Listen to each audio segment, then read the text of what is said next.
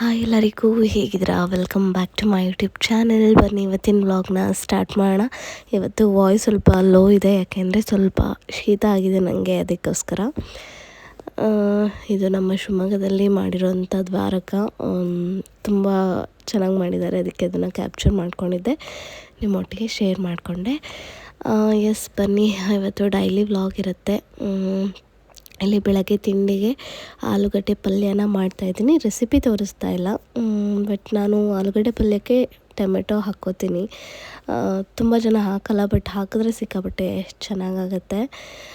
ಪಾಪುಗೆ ತಿಂಡಿ ಪಲ್ಯ ಎಲ್ಲ ಮಾಡಿಟ್ಟು ಆದಮೇಲೆ ಸ್ನಾನ ಮಾಡಿಸ್ಕೊಂಡು ಬಂದ್ವಿ. ಯಾರಾದರೂ ಒಬ್ಬರು ಸ್ನಾನಕ್ಕೆ ಹೋಗಿರ್ತಾರೆ, ಆವಾಗ ಹಾಗೆ ಪಾಪುಗೂ ಸ್ನಾನ ಮಾಡಿಸಿ ಕೊಡ್ತಾರೆ. ದೀಪ ಹೋದಾಗ ದೀಪನೇ ಮಾಡಿಸಿ ಕೊಡ್ತಾರೆ, ಇಲ್ಲ ಅಮ್ಮ ಹೋದಾಗ ಅಮ್ಮ, ಈ ಥರ ಮಾಡಿಸ್ಕೊಂಡು ಕೊಡ್ತಾರೆ. ತಲೆ ಮೇಲೆ ಏನು ಮಾಡಿಸಲ್ಲ, ಹಾಗೆ ಮೈಗೆ ನೀರು ಹಾಕ್ತೀವಿ. ಬಕೆಟ್ ಇಟ್ಕೊಂಡು ಗಟ್ಟಿಗೆ ನಿಂತ್ಕೊಬಿಡ್ತಾಳೆ, ಆರಾಮಾಗಿ ಸ್ನಾನ ಮಾಡಿಸ್ಬೋದು ಈಗ ಒಬ್ಬರೇ. ಸೊ ಅವಳಿಗೆ ಸ್ನಾನ ಮಾಡಿಸಿ ನಾನು ಅವಳಿಗೆಲ್ಲ ರೆಡಿ ಮಾಡಿ ಆಮೇಲೆ ನಾನು ರೆಡಿ ಆಗ್ತೀನಿ. ಸೊ ಎಲ್ಲರೂ ಆಲ್ಮೋಸ್ಟ್ ಬೇಗ ಬೇಗ ರೆಡಿ ಆಗ್ತಾಯಿದ್ರು. ನಾನು ಇನ್ನೂ ನೆನ್ನೆ ಬಟ್ಟೆಲ್ಲೇ ಇದ್ದೆ ಅಂತಲೇ ಹೇಳ್ಬೋದು. ಸೊ ಅವಳಿಗೆ ರೆಡಿ ಮಾಡಿ ಬಿಟ್ಬಿಟ್ರೆ ಸ್ವಲ್ಪ ಟೈಮ್ ಆಗಿತ್ತಲ್ವ, 9 ಗಂಟೆ ಆಗಿತ್ತು. ಅವಳು ಇನ್ನೊಂದು ನಿದ್ದೆ ಮಾಡ್ತಾಳೆ, ಇನ್ನೊಂದು ನ್ಯಾಪ್ ತೊಗೋತಾಳೆ. 6 ಗಂಟೆ 6:30 ಎದ್ಬಿಡ್ತಾಳೆ. ಎದ್ಬಿಟ್ರೆ ಮತ್ತೆ ಒಂದು 2 ಅವರ್ಸ್ ಎದ್ಬಿಟ್ಟು ಮತ್ತೆ ಮಲ್ಕೋತಾಳೆ. ಸೊ ಈ ಥರ ಹಾಗೆ ತೂಗ್ತಾ ಮಲಗಿಸ್ಬಿಡ್ತೀನಿ. ಸೊ ಆ ಬೋಟು ಇನ್ನೂ ಇಷ್ಟು ದಿನ ಆದರೂ ನಾನೊಬ್ಳೇನಪ್ಪ ಅದನ್ನು ಯೂಸ್ ಮಾಡ್ತಿರೋದು. ಅದು ಅಪ್ ಟು 6 ಮಂತ್ಸ್ವರೆಗೂ ಯೂಸ್ ಮಾಡ್ಬೋದು ಅಷ್ಟೇ. 6 ಮಂತ್ಸು ಬರೋಲ್ಲ, ಯಾಕೆ ಅಂತಂದರೆ ಮಕ್ಕಳು ಬೆಳೀತಾ ಇರ್ತಾವಲ್ಲ, ಅವಳು ನೋಡಿ ಕಾಲು ಹೊರಗೆ ಬರುತ್ತೆ, ಬುಲ್ಡೆ ಹೊರಗೆ ಬರುತ್ತೆ. ಆದರೂ ಸ್ಟಿಲ್ ನಾನು ಅದನ್ನು ಯೂಸ್ ಮಾಡ್ತಾಯಿದ್ದೀನಿ, ಅವಳಿಗೂ ಕಂಫರ್ಟೇಬಲ್, ನನಗೂ ಕಂಫರ್ಟೇಬಲ್ ಅಂತ. ಸೊ ಅದು ಯಾವಾಗ ಯೂಸ್ ಮಾಡೋದು ಬಿಡ್ತೀವೋ ಗೊತ್ತಿಲ್ಲ, ಬಟ್ ಅದಕ್ಕೆ ಅಡಿಕ್ಟ್ ಆಗಿಲ್ಲ, ಆಯಿತಾ. ಅದರಲ್ಲಿ ಇದು ಮಾಡ್ತಾಳೆ. ಇವಾಗ ನೋಡಿ, ನಾನು ಅವಳಿಗೆ ಡೈಪರ್ ಹಾಕಲ್ಲ, ಬೆಳಗ್ಗೆ ಹೊತ್ತು ನಾನು ಡೈಪರ್ ಹಾಕಲ್ಲ. ಅವಳಿಗೆ ಏನಿದ್ರು ಸಂಜೆ 4 ಗಂಟೆಗೆ ಹಾಕ್ತೀನಿ. ಆವಾಗ ಅವಳೊಂದು ಲಾಂಗ್ ನ್ಯಾಪ್ ತೊಗೋತಾಳೆ, ಅದಕ್ಕೋಸ್ಕರ ಆವಾಗ ಹಾಕ್ತೀನಿ. ಅಲ್ಲಿವರೆಗೂ ಡೈಪರ್ ಫ್ರೀ ಟೈಮ್. ಎಲ್ಲಾದರೂ ಆಚೆ ಹೋಗ್ತೀವಿ ಅಂದರೆ ಹಾಕ್ತೀವಿ ಅಷ್ಟೇ. ಸೊ ಈ ಕಡೆ ಪಲ್ಯ ಚಟ್ನಿ ಎಲ್ಲ ರೆಡಿ ಆಯಿತು. ನಮ್ಮಮ್ಮ ದೋಸೆ ಹಾಕ್ತಾಯಿದ್ರು. ನೋಡಿ, ನಮ್ಮಮ್ಮ ರೆಡಿ ಆಗಿದ್ದಾರೆ, ಆಮೇಲೆ ದೀಪು ರೆಡಿ ಆಗಿದ್ದಾರೆ, ನಮ್ಮ ಅಪ್ಪನೂ ರೆಡಿ ಆಗಿದ್ದಾರೆ. ಎಲ್ಲ ರೆಡಿಯಾಗಿ ಆಲ್ರೆಡಿ ತಿಂಡಿ ತಿಂತವ್ರೆ. ನಾನು ನೋಡಿ ಇಲ್ಲಿ ಹುಚ್ಚಿ ಥರ ಇವಾಗ ಸ್ನಾನ ಮಾಡಿಕೊಂಡು ಬಂದಿದ್ದೀನಿ, ಅದನ್ನೇ ಹೇಳ್ತಾ ಇದ್ದೆ. ನೀವೆಲ್ಲ ರೆಡಿ ಆಗಿಬಿಟ್ರೆ ಆಮೇಲೆ ಲಾಸ್ಟ್ಲಿ ಬೇಗ ರೆಡಿ ಆಗಬೇಕು ಅಂತ ನಮಗೆ ಅರ್ಜೆಂಟ್ ಮಾಡ್ತಾರೆ.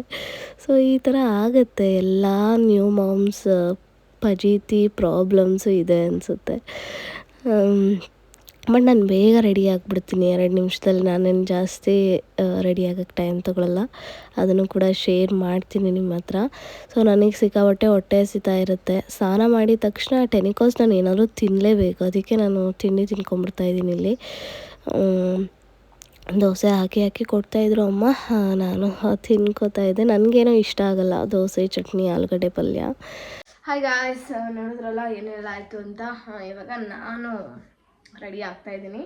ಸೊ ಮಕ್ಕಳಿಗೆ ರೆಡಿ ಮಾಡಿ, ಅವ್ರಿಗೆ ಸ್ನಾನ ಮಾಡಿಸಿ, ಅವರಿಗೆ ಎಲ್ಲ ಸಮಾಧಾನ ಮಾಡಿ, ಬಟ್ಟೆ ಹಾಕಿ ಅವ್ರಿಗೆ ರೆಡಿ ಮಾಡಿಸಿ ಮಲಗಿಸಿ, ಆಮೇಲೆ ನಾವು ರೆಡಿ ಆಗೋಷ್ಟೊತ್ತಿಗೆ ನನಗೆ ಹೆಂಗೆ ಅನಿಸ್ಬಿಡುತ್ತೆ ಅಂದರೆ ಎಲ್ಲೋ ಆಚೆನೇ ಹೋಗೋದು ಬೇಡ ಅನಿಸ್ಬಿಡುತ್ತೆ.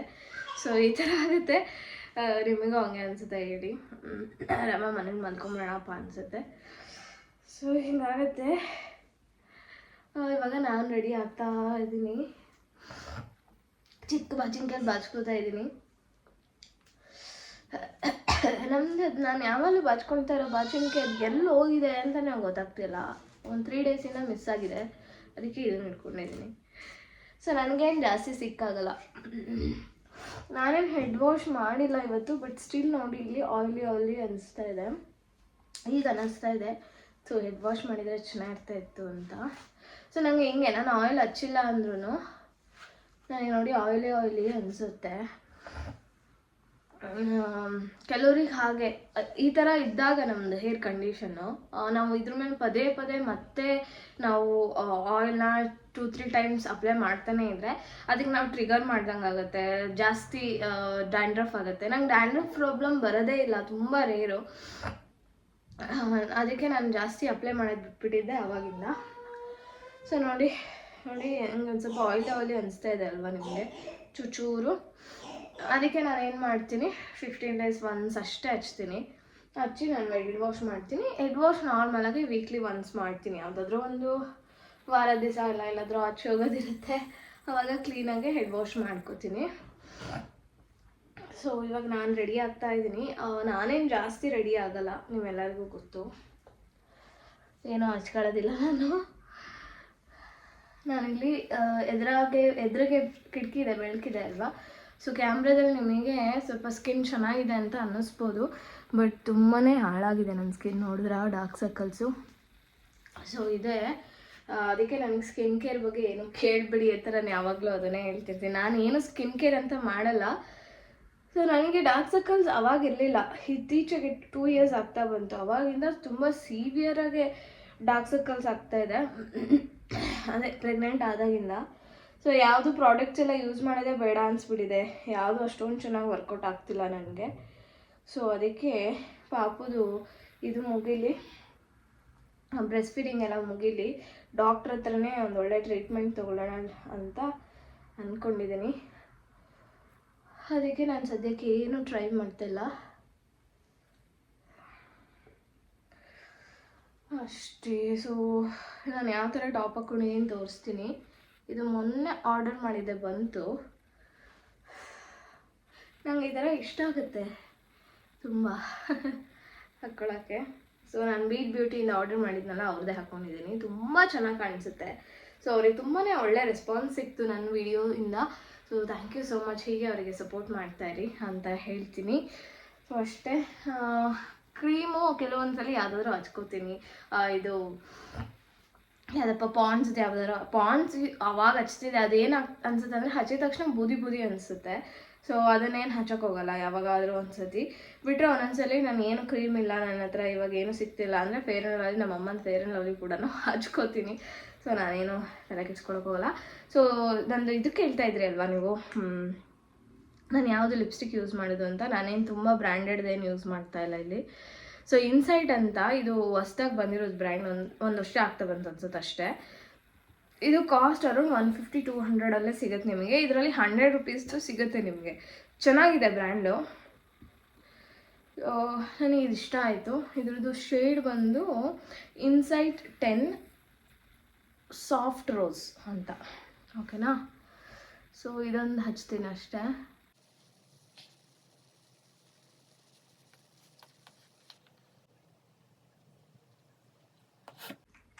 ಇಷ್ಟೇ ಒಂದು ಮೇಕಪ್ಪು, ಏನೂ ಮಾಡ್ಕೊಳ್ಳಲ್ಲ, ನೀವೆಲ್ಲ ನೋಡಿರ್ತೀರ. ಸೊ ಇಷ್ಟೇ.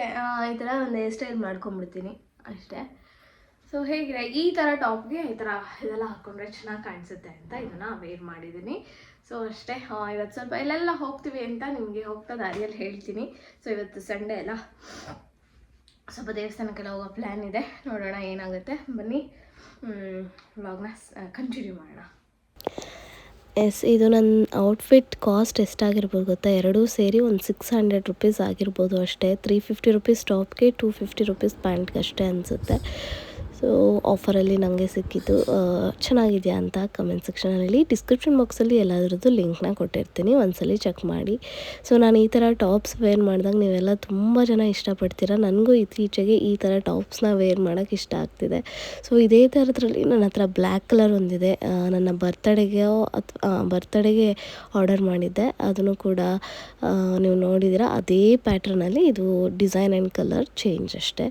ಸೊ ಈಗ ಪಾಪುಗೆ ಏನೇನೆಲ್ಲ ಬೇಕು ಅಂತ ಜೋಡಿಸಿ ಇಟ್ಕೊಂಡಿರ್ತೀನಿ ಎಲ್ಲ. ಇವಾಗ ಇದನ್ನು ನನ್ನ ಬ್ಯಾಗಿಗೆ ಹಾಕ್ಕೋತಾ ಇದ್ದೀನಿ. ಬ್ಯಾಗಿನ ಕೂಡ ನಾನು ಡಿಸ್ಕ್ರಿಪ್ಷನ್ ಬಾಕ್ಸಲ್ಲಿ ಲಿಂಕ್ ಕೊಟ್ಟಿರ್ತೀನಿ, ಒಂದ್ಸಲಿ ಚೆಕ್ ಮಾಡಿ. ನಾನು ಎಲ್ಲಿಗೆ ಹೋಗ್ತಾ ಇದ್ದೀವಿ, ಎಷ್ಟೊತ್ತಿಗೆ ಬರ್ತೀವಿ ಅನ್ನೋದ್ರ ಮೇಲೆ ಬ್ಯಾಗ್ ಪ್ಯಾಕಿಂಗ್ ಮಾಡ್ಕೊಳ್ಳೋದು ಡಿಪೆಂಡ್ ಆಗಿರುತ್ತೆ. ಸೊ ಹಾಗೆ ಅವಳು ಇವಾಗ ನೀರು ಕುಡಿಯೋದ್ರಿಂದ ಸ್ವಲ್ಪ ಬಿಸಿನೀರು ಕಾಸ್ಕೊಂಡು ಅದನ್ನು ಕೂಡ ಹಾಕ್ಕೋತಾ ಇದ್ದೀನಿ. ಯಾಕೆ ಅಂತ ಅಂದರೆ ಅವಳಿಗೆ ಏನಾದರೂ ತುಂಬ ಹಠ ಮಾಡಿದಾಗ, ನಾವು ಫಾರ್ಮುಲಾ ಮಿಲ್ಕೆಲ್ಲ ಅಭ್ಯಾಸ ಮಾಡಿಸಿಲ್ಲ ಅಲ್ಲ. ಸೊ ತುಂಬ ಏನಾದ್ರು ಹಠ ಮಾಡಿದಾಗ ಸ್ವಲ್ಪ ಬೇಗ ಸಮಾಧಾನ ಮಾಡೋಕ್ಕೆ ನೀರು ಕೊಟ್ಟೆ ಇದು ಸಮಾಧಾನ ಆಗ್ತಾಳೆ. ಅದು ಕುಡಿಯೋಕ್ಕೆ ಬರಲ್ಲ, ಅದಕ್ಕೆ ನಾವೇ ಹಿಚ್ಕಿ ಬಿಡಬೇಕು ಬಾಯಿಗೆ. ಸೊ ಈ ಥರ ಆಗುತ್ತೆ ನೋಡಿ. ನಮ್ಮ ಮನೆ ಹತ್ರ ನೋಡ್ತಾನೆ ಎಷ್ಟು ದೊಡ್ಡ ಮನೆ ಆಗೋಯಿತು. ತುಂಬ ಸ್ಪೀಡಾಗಿ ಕೆಲಸ ಮಾಡಿದ್ರು ಮಾತ್ರ. ಹೊರಗಿಂದ ನೋಡೋಕೆ ತುಂಬಾ ಚೆನ್ನಾಗಿದೆ ಮನೆ, ಒಳಗೆ ಗೊತ್ತಿಲ್ಲ ಹೇಗಿದೆ ಅಂತ, ನೋಡಿಲ್ಲ ನಾವು. ಬಟ್ ಸೇಲಿಗಿದೆ ಅಂತ ಹೇಳ್ತಾಯಿದ್ರು. ಪ್ರೈಸ್ ಎಲ್ಲ ಗೊತ್ತಿಲ್ಲ ಗೈಸ್, ಕೇಳಬೇಡಿ, ನಾವು ಒಂದ್ಸಲೇನೂ ವಿಚಾರಿಸಿಲ್ಲ. ಸೊ ಎಲ್ಲೆಲ್ಲ 2 ಕೋಟಿ 3 ಕೋಟಿ ಮೇಲೆ ಹೇಳ್ತಾರೆ.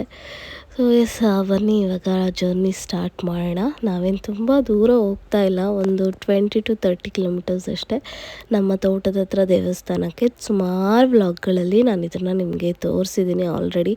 ಅವಾಗೆಲ್ಲ ನೀವು ಕೇಳೋದು ಲೊಕೇಶನ್ ಎಲ್ಲಿ ಅಂತ. ಸೊ ಅದನ್ನು ಕೂಡ ಹೇಳ್ತೀನಿ.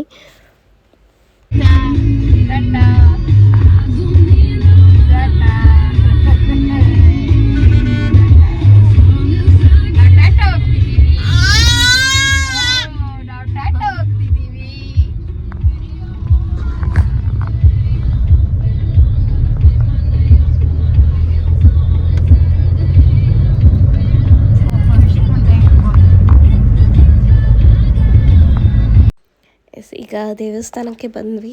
ವಡ್ರಟ್ಟಿ ಶ್ರೀ ಚೌಡೇಶ್ವರಿ ದೇವಸ್ಥಾನ ಅಂತ, ಚೌಡೇಶ್ವರಿ ದೇವರು ಇದು. ಪದೇ ಪದೇ ಅದೇ ಹೇಳ್ದಂಗೆ ಆಗುತ್ತೆ. ತುಂಬ ದೊಡ್ಡ ದೇವಸ್ಥಾನ ಅಲ್ಲ, ಬಟ್ ಸ್ಟಿಲ್ ನಾನು ಈ ದೇವ್ರನ್ನ ತುಂಬ ನಂಬ್ತೀನಿ. ಸೊ ಏನೇ ಕಷ್ಟ ಬಂದರೂ ಏನೇ ಬಂದರೂ ನಾನು ಈ ದೇವ್ರ ಹತ್ರನೇ ಕೇಳ್ಕೊಳ್ಳೋದು. ತುಂಬ ತುಂಬ ನಂಬ್ತೀನಿ. ಸೊ ನಮಗೆ ಸಮಾಧಾನ ಇಲ್ಲದಾಗ ಇಲ್ಲಿಗೆ ಬಂದು ಪೂಜೆ ಮಾಡಿಸ್ಕೊಂಡು ಹೋಗ್ತೀವಿ. ಸೊ ಅದೇ ಥರ ಬಂದಿದ್ದು. ಯಾಕೋ ತುಂಬ ದಿನ ಆಯಿತು, ಹೋಗಬೇಕು ಅನ್ನಿಸ್ತಾಯಿತ್ತು ಅಂತ ಹೇಳಿದೆ. ದೀಪು ಕರ್ಕೊಂಡು ಬಂದರು. ಸೊ ಇಲ್ಲಿಗೆ ನಾನು ಹೇಳಿದಾಗೆಲ್ಲ ಅವ್ರು ಕರ್ಕೊಂಡು ಬರ್ತಾರೆ. ಸೊ ಏನೋ ನನಗೆ ನೆಮ್ಮದಿ ಅನಿಸುತ್ತೆ ದೇವಸ್ಥಾನಕ್ಕೆ ಇಲ್ಲಿ ಬಂದು ಹೋದರೆ. ಸೊ ಅಲ್ಲಿ ಮುಗಿಸ್ಕೊಂಡು ಈ ಕಡೆ ಭೂತಯ್ಯ ಅಂತಿದೆ, ಅಲ್ಲಿಗೂ ಪೂಜೆ ಮಾಡಿಸ್ಬೇಕು. 2 ಕಡೆ ಮಾಡಿಕೊಂಡು ಬಂದ್ವಿ. ನಮ್ಮಮ್ಮ ಏನೋ ಅಪ್ಪಣೆ ಕೇಳ್ತಾಯಿದ್ರು. ತುಂಬ ಅಪ್ಪಣೆ ಕೇಳ್ತಾರೆ ಇಲ್ಲಿ, ಅಪ್ಪಣೆ ಕೇಳ್ತಾರೆ. ತುಂಬ ಪ್ರತಿಯೊಂದು ವಿಷಯಕ್ಕೂ ಅಪ್ಪಣೆ ತುಂಬ ಕೇಳ್ತಾರೆ ಇಲ್ಲಿ. ಸೊ ಹಾಗೆ ನಮ್ಮಮ್ಮ ಏನೋ ಕೇಳ್ತಾಯಿದ್ರು. ಸೊ ನಾವಿಲ್ಲಿ ಆಚೆ ಪಾಪುನ ಆಟ ಆಡಿಸ್ಕೊಂಡು ಕೂತ್ಕೊಂಡಿದ್ವಿ. ಸೊ ಅವಳು ಇವಾಗ ನಡೆಯೋಕ್ಕೆ ನಿಂತ್ಕೊಳ್ಳೋಕ್ಕೆಲ್ಲ ಇಷ್ಟಪಡ್ತಿದ್ದಾಳೆ. ಅವಳು ಕೂಡ ಟ್ರೈ ಮಾಡ್ತಾಳೆ. ಮೇ ಬಿ 1 year ಒಳಗೆ ನಡಿಬೋದು ಅಂದ್ಕೊಂಡಿದ್ದೀವಿ. ಎಸ್ ಗಾಯ್ಸ್, ಬನ್ನಿ ಇವಾಗ ನಾನು ನಮ್ಮ ತೋಟಕ್ಕೆ ಕರ್ಕೊಂಡು ಹೋಗ್ತೀನಿ. ತುಂಬ ದಿನ ಆಗಿತ್ತು ನಾನು ಹೋಗ್ದೆ, 2 ವರ್ಷ ಆಗಿತ್ತು. ಒಂದೇ ಸಲ ತೋರಿಸಿದ್ದೆ. ಇವಾಗ ತುಂಬ ಜನ ಹೊಸ ಸಬ್ಸ್ಕ್ರೈಬರ್ಸ್ ಆಗಿದ್ದೀರಾ, ತುಂಬ ಜನಕ್ಕೆ ಗೊತ್ತು ಕೂಡ ಇಲ್ಲ. ಸೊ ನಾನೆಲ್ಲೂ ಹೇಳ್ಕೊಂಡಿಲ್ಲ. ಎಸ್, ಇಲ್ಲಿ ತೋಟದಲ್ಲಿ ಸ್ವಲ್ಪ ಹತ್ರನೇ ಇತ್ತಲ್ಲ ದೇವಸ್ಥಾನಕ್ಕೆ. ಪಾಪುಗೆ ಒಂದ್ಸಲಿನೂ ಕರ್ಕೊಂಬಂದಿರಲಿಲ್ಲ. ನಾನು ಕೂಡ ಬರದೆ 1.5-2 ವರ್ಷ ಆಗಿತ್ತು. ಪ್ರೆಗ್ನೆಂಟ್ ಆದಾಗಿಂದನೂ ನಾನು ತೋಟಕ್ಕೆ ಬಂದೇ ಇರಲಿಲ್ಲ. ಸೊ ಪಾಪು ಸ್ವಲ್ಪ ನೀರು ಅದನ್ನೆಲ್ಲ ಇಷ್ಟಪಡ್ತಾಳೆ. ನಮ್ಮ ತೋಟದ ಪಕ್ಕದನೇ ಚಿಕ್ಕದಾಗೆ ಚಾನಲ್ ಇದೆ. ಸೊ ಚೆನ್ನಾಗಿರುತ್ತೆ, ಅವಳಿಗೆ ಕರ್ಕೊಂಡು ಹೋಗೋಣ ಅಂತ ಬಂದಿದ್ವಲ್ಲ, ಅದಕ್ಕೆ ಬಂದಿದ್ವಿ. ಎಸ್, ಇದೆ ನಮ್ಮ ತೋಟ. ನೋಡ್ತಾ ಇದ್ದೀರಲ್ಲ, ಅಡಿಕೆ ತೋಟ ಇದೆ. 2 ದೊಡ್ಡ ತೋಟ ಇದೆ, ಇನ್ನೊಂದು ಚಿಕ್ಕ ತೋಟ ಇದೆ. ನಾವು ಇಲ್ಲಿ ದೇವಸ್ಥಾನದಿಂದ ಎಲ್ಲ ತೊಗೊಂಬಂದಿದ್ರಲ್ಲ, ಇದು ಹೂವು ಕುಂಕುಮ ಎಲ್ಲ, ಅದನ್ನು ಇಲ್ಲಿ ಹಾಕ್ತಾಯಿದ್ದಾರೆ. ಪ್ರತಿ ಸಲ ಬಂದಾಗ ಅದೊಂದು ಇದು. ನಮ್ಮಮ್ಮ ಬರ್ತಾನೆ ಇರ್ತಾರೆ ವಾರದಲ್ಲಿ 2 ಸತಿ. ಯಾಕೆಂದರೆ ತೋಟದ ಕೆಲಸ ಎಲ್ಲ ನೋಡ್ಕೊಳ್ಳೋದಿರುತ್ತೆ ಅಲ್ವಾ, ಅದಕ್ಕೋಸ್ಕರ ನಾವೇ ನೋಡ್ಕೋತೀವಿ. ತೋಟ ಯಾರಿಗೂ ಏನೂ ನೋಡ್ಕೊಳ್ಳೋಕೆ ಬಿಟ್ಟಿಲ್ಲ. ನಾವು ಅಡಿಕೆ ಸಸಿ ಕೂಡ ಮಾಡ್ಕೋತೀವಿ. ಕೆಲವೊಂದು ಸಲ ಕೊಡ್ತೀವಿ ಬೇರೆಯವರಿಗೆ, ಇಲ್ಲ ನಾವೇ ಮಧ್ಯದಲ್ಲಿ ಹಚ್ಚೋಕ್ಕೆ ಬೇಕಾಗುತ್ತೆ. ಏನದ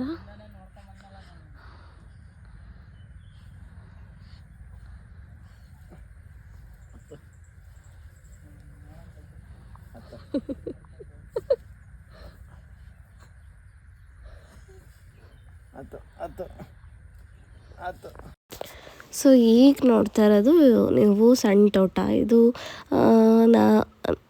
ನಾನು ಇನ್ನೂ ಮದುವೆ ಆಗಿರಲಿಲ್ಲ ಅನಿಸುತ್ತೆ. ನನ್ನ ಮದುವೆಗೆ ಇನ್ನೊಂದು ವರ್ಷ ಆಯ್ತು ಅನಿಸುತ್ತೆ. ಆವಾಗ ಹಾಕಿದ್ದು. 3-4 ವರ್ಷ ಆಯ್ತು ಅಷ್ಟೇ. ಅದು ಎಷ್ಟು ದೊಡ್ಡಕ್ಕಾಗ್ಬಿಟ್ಟು ಯಾವಾಗಲೇ ಎಷ್ಟು ಬೇಗ ಬೆಳೆಯುತ್ತೆ ಅಂತ ನಾನು ದೀಪ ಅದನ್ನೇ ಮಾತಾಡ್ತಾ ಇದ್ವಿ. ಅದೆಲ್ಲ ತುಂಬ ಹಳೆ, ಆವಾಗಲೇ ನೋಡಿದ್ದು ನೀವು, ಒಂದು 30 ವರ್ಷ ಹಿಂದೆ ತೋಟ ಅದು. ಸೊ ನೋಡಿ, ದೀಪ ವೀಡಿಯೋ ಮಾಡಬೇಕಾದ್ರೆ ನಿನ್ನ ಟಾಪ್ ಹಂಗಾಗಿದೆ ಹಿಂಗಾಗಿದೆ ಏನು ಹೇಳಲ್ಲ, ಒಟ್ಟಿನಲ್ಲಿ ವಿಡಿಯೋ ಮಾಡ್ತಾ ಇರ್ತಾರೆ. ಸೊ ನಾನು ಆಮೇಲೆ ನೋಡಿಕೊಂಡೆ, ಅಯ್ಯೋ ಏನು ಹಿಂಗಾಗಿದೆ ಟಾಪ್ ಸರಿ ಮಾಡ್ಕೊ ಅಂತ ಹೇಳಕ್ಕೂ ಆಗಿಲ್ಲಲ್ರಿ ನಿಮಗೆ ಅಂತ. ಸೊ ಅಷ್ಟೇ ಗಾಯ್ಸ್. ಹಾಗೆ ಪಾಪು ತುಂಬ ನೀರು ಇಷ್ಟಪಡ್ತಾಳೆ, ಅದೇನಂತ ಗೊತ್ತಿಲ್ಲ. ಹುಟ್ಟಿದಾಗಿಂದನೂ ಕೂಡ ಹಾಗೆ ಅವಳು.